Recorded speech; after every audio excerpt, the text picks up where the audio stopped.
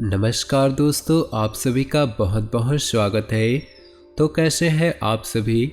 आशा करते हैं कि आप सभी बहुत अच्छे होंगे और भगवान से प्रार्थना करेंगे कि आपके आने वाले दिन बहुत अच्छा रहे।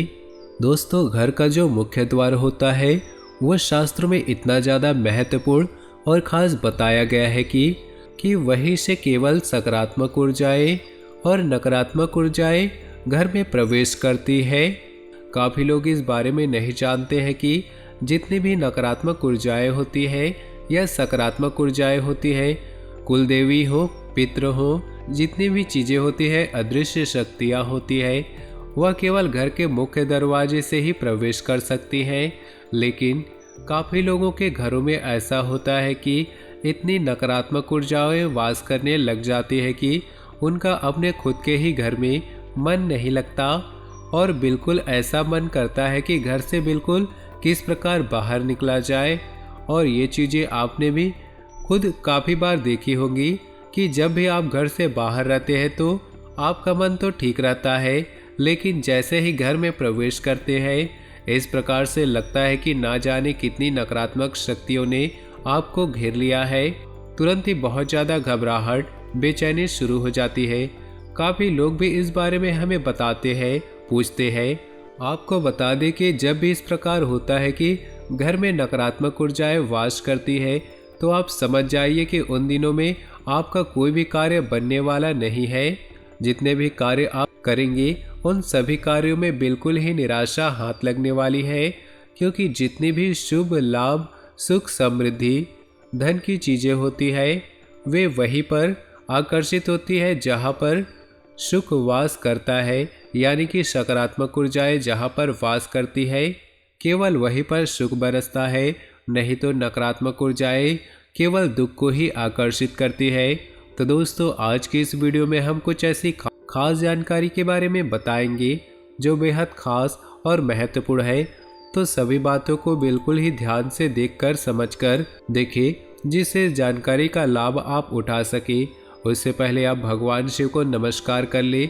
वीडियो को लाइक करके कमेंट बॉक्स में ओम नमः शिवाय लिखकर संपूर्ण ब्रह्मांड के गुरु केवल भगवान शिव को बताया गया है। अब आपको ये भी बता दें कि काफ़ी घरों में ऐसा होता है कि पितरों के कारण भी कष्ट होते हैं, क्योंकि पितर अगर प्रसन्न नहीं होते हैं, संतुष्ट नहीं होते हैं, तो ऐसे घर में लगातार ही संकट घेरे रहता है। कहीं न कहीं से परेशानी उत्पन्न होती रहती है। जितनी भी मेहनत घर के लोग करते हैं उन्हें उनके मेहनत का लाभ नहीं मिल पाता है। इसीलिए कहा जाता है कि पितरों का साथ होना बेहद ही आवश्यक है। जिस भी व्यक्ति पर पितरों का साथ होता है ऐसा व्यक्ति कभी भी निराशा को अपने जीवन में नहीं देखता है। चाहे उसके जीवन में कितना भी कष्ट हो तो पितर उनके सभी संकट को ढाल की तरह अपने ऊपर ले लेते हैं। इतना ज़्यादा महत्वपूर्ण पितरों को बताया गया है। अब आपको ये भी बता दें, पितरों का जो स्थान होता है वो घर का मुख्य स्थान होता है। घर के मुख्य द्वार पर जो ऊपर का स्थान होता है वहीं पर पितृ और कुल देवी देवता वास करते हैं। जिस घर के पितृ स्ट्रांग नहीं होते हैं या फिर कुल देवी कुल देवता स्ट्रांग नहीं होते हैं तो उस घर में हमेशा ही नकारात्मक ऊर्जाएं वास करती है। और जहाँ पर नकारात्मक ऊर्जाएं वास करती है वहाँ पर घर के सभी लोगों में आपस में इस तरह से लड़ाई होती है, इस तरह से युद्ध होता है कि जैसे पता नहीं कितने बड़े दुश्मन हो। तो आपको ये भी बता दें, ये सभी चीज़ें केवल नकारात्मक ऊर्जाओं के कारण होती है। अगर घर में सकारात्मक ऊर्जाएं हो तो वहाँ के सभी लोग समझदार हो जाते हैं, शांत हो जाते हैं, संतुष्ट हो जाते हैं।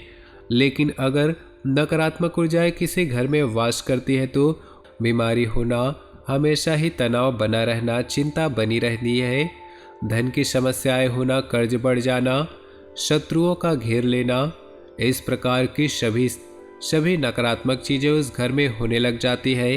तो सबसे पहले इस चीज़ को आप समझें कि आपको अपने घर का जो मुख्य दरवाज़ा है, जो घर का मुख्य द्वार है, उस पर हमेशा ही हर महीने एक स्वास्तिक बनाना है और उसे हर महीने चार्ज भी करना है।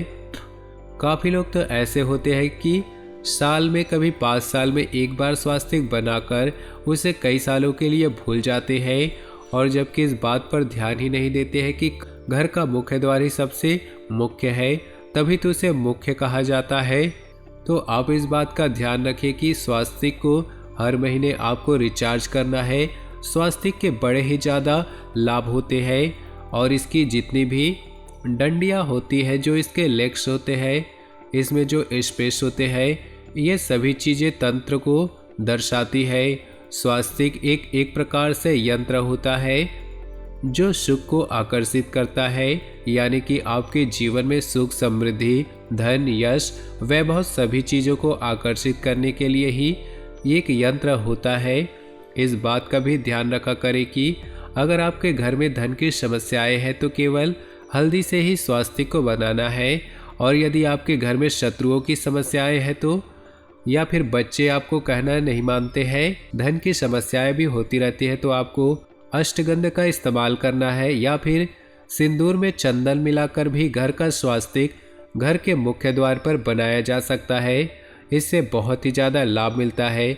यह गुप्त विधि है कि सिंदूर में आपको चंदन मिलाकर ही स्वास्तिक को बनाना है। इससे पितृ प्रसन्न होते हैं, कुल देवी का, कुल देवताओं का साथ बना रहता है, और उस घर में नकारात्मक ऊर्जाएं बिल्कुल ही प्रवेश नहीं कर पाती। जिस घर में हर महीने स्वास्तिक चार्ज भी होता रहता है तो वहाँ पर नकारात्मक ऊर्जाएं प्रवेश नहीं कर पाती। अब दूसरी चीज़ ये आपको ध्यान में रखनी है कि घर का जो मुखिया है और घर के मुखिया का जो डेट ऑफ बर्थ है, उसी का भाग्यांक निकाल कर आपको अपने घर के मुख्य द्वार पर अपने घर के अंदर की ओर लिख लेना है। और जब भी आप घर से बाहर निकलते हैं या बाहर से घर में आते हैं तो बस उस अंक को रोजाना छूना शुरू करना है। बस इतना करने से आपको उस अंक से इतना लाभ जीवन में बढ़ जाता है। जैसे आपके जीवन में धन की समस्याएं हैं, शत्रुओं ने आपको घेर के रखा है, तो अपने भाग्यांक को रोज छूने मात्र से आपको उस अंक से इतनी शक्तियाँ प्राप्त होती है, जो जीवन के सारे कष्ट है वो समाप्त हो जाते हैं। अब आपको ये करना किस प्रकार से है ये भी जान लीजिए। अपने जन्म तिथि को, मंथ को, डेट को और ईयर को, तीनों चीज़ों को एक साथ कैलकुलेटर में प्लस कर लेना है। 4 अंकों का डिजिट निकलेगा और चारों अंकों को अलग अलग करके प्लस कर देना है। बस सिंगल डिजिट आपको निकालना है। जब तक आपका सिंगल डिजिट नहीं निकलता है तब सभी अंकों को एक दूसरे से प्लस करते जाना है, और जब सिंगल डिजिट निकल जाता है 1 से 9 के बीच में, तो वही आपका भाग्यांक है। इस अंक को अपने घर के मुख्य द्वार पर इस प्रकार से लिख ले कि घर से बाहर जाते ही से छुए, और जब बाहर से अंदर आए तो भी इसे रोज छूना है। आप घर के जो लोग और भी लोग हैं अपने लिए भी करना चाहते हैं तो अपने अलग अलग कमरे में या किसी भी दीवार पर, किसी भी कागज पर लाल पेन से या फिर लाल स्केच पेन से अपने भाग्यांक को लिख सकते हैं, या फिर जहाँ पर आप सोते हैं बस वहीं पर छोटा सा आप अपना भाग्यांक लिख करके रख ले और उसको छूना शुरू कर दे। सिर्फ इतना करने मात्र से नसीब बहुत ज़्यादा बलवान बनता है। और अगर आप अपने भाग्यांक के संपर्क में रहते हैं, सराउंडिंग को अपने भाग्यांक के अनुसार बनाते हैं, तो जीवन में सफलताएं फिर निश्चित ही आती है। अब आप ये देखें कि ये भाग्यांक केवल एक डिजिट या नंबर या फिर कोई अंक नहीं है, बल्कि ये चीज़ें आपके ग्रह को, आपके अदृश्य शक्तियों को दर्शाती है। यानी कि इसी भाग्यांक में आपने जन्म लिया है, तो इस प्रकार से आप अपने भाग्यांक के जो एंजल है उनसे संपर्क में जुड़ जाते हैं, और वहीं से आपको फीलिंग प्राप्त होती है। आपको ये भी बता दें कि जितने भी अदृश्य शक्तियाँ होती है, जितनी भी सकारात्मक शक्तियाँ होती है, वो एक प्रकार से एंजल ही कहे जाते हैं। वो इतने ज़्यादा अच्छे होते हैं कि केवल आपका मदद करना चाहते हैं।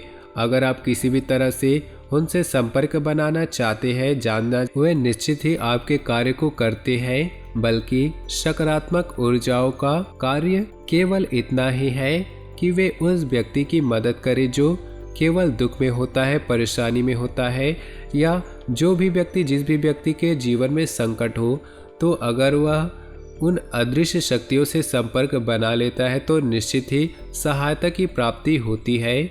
यानी कि हर तरह से बस वे आपकी मदद करना चाहते हैं। इसी प्रकार से नकारात्मक ऊर्जाएं होती है जो जीवन से सुख को खाना चाहती है, दुख देना चाहती है, कष्ट देना चाहती है। नकारात्मक ऊर्जाओं से संपर्क बना लेते हैं गलत कार्य को करके, गलत चीज़ों को करके, लेकिन उन्हें इस बारे में जानकारी नहीं होती है कि सकारात्मक ऊर्जाओं से किस प्रकार संपर्क बनाया जाए। तो आपको ये भी बता दें कि अगर आप दूसरों के लिए चाहे आपको कोई शत्रु भी है, अच्छा सोचते हैं, केवल अच्छा ही बोलते हैं, केवल सबको यही कहते हैं कि कल्याण हो, सबको आशीर्वाद देते हैं, तो बस आप समझ लें कि सकारात्मक ऊर्जाएं आपके लिए घेरा बनाकर आपको घेर लेती है और फिर कोई भी कष्ट, कोई भी परेशानी आपके जीवन में बिल्कुल भी नहीं आ सकती है। और ये बात बिल्कुल तंत्र से सिद्ध है।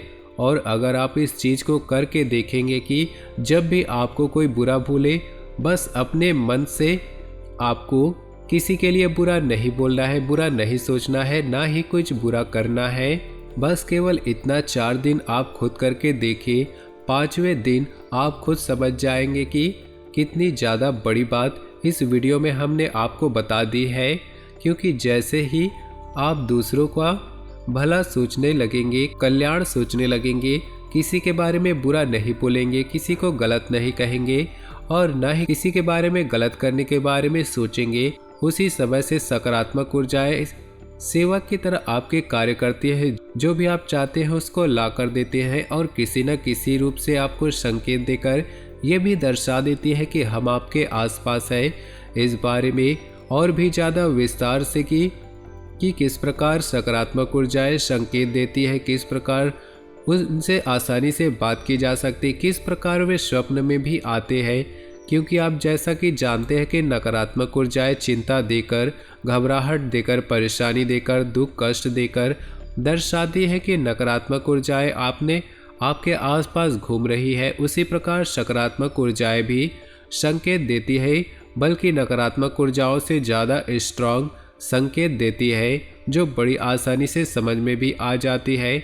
तो आने वाले वीडियो में निश्चित इस बारे में भी हम आपको ज़रूर बताएंगे। तो ज़रूर चैनल को सब्सक्राइब करके रखिए क्योंकि आने वाले वीडियो बिल्कुल ही मिस ना हो। और बेल आइकन को भी दबा कर रखिए, क्योंकि अगर आप बेल आइकन को नहीं दबाते हैं तो वीडियो मिस हो जाएगी और आपको ये जानकारी आने वाले समय में नहीं मिल पाएगी। ऐसी ही बहुत खास जानकारी हम अपने वीडियो में बताते हैं, तो ज़रूर से सब्सक्राइब कर लीजिएगा। तो दोस्तों, अब चलिए बात कर लेते हैं अब आपके आने वाले इन 4 दिनों के महाराशि फल के बारे में। क्योंकि आने वाले इन 4 दिनों में आपको ऐसी कौन सी सावधानी रखनी होगी, हम आपको बताएंगे। नहीं तो अगर आप इस वीडियो को आगे नहीं देखते हैं तो इन सावधानियों के बारे में नहीं जान पाएंगे और आप मुसीबत में फंस सकते हैं। तो दोस्तों, वीडियो को अंत तक जरूर देखिएगा। दिन की शुरुआत तमाम तरह की परेशानियों से बचने के लिए अपने धन और समय का प्रबंधन करके चलना होगा। अचानक से बड़े खर्च आ सकते हैं, जिसके चलते आपकी आर्थिक स्थिति थोड़ी बिगड़ सकती है। इस दौरान घर की मरम्मत या सुख सुविधा से जुड़ी चीज़ों को क्रय करने में जेब से अधिक धन खर्च हो सकता है। संतान से जुड़ी किसी समस्या को लेकर मन चिंतित होगा। कामकाजी महिला को कार्यक्षेत्र और घर के बीच तालमेल बनाने में मुश्किलें आ सकती है। सप्ताह के मध्य में किसी भी तरह के वाद विवाद से बचना होगा।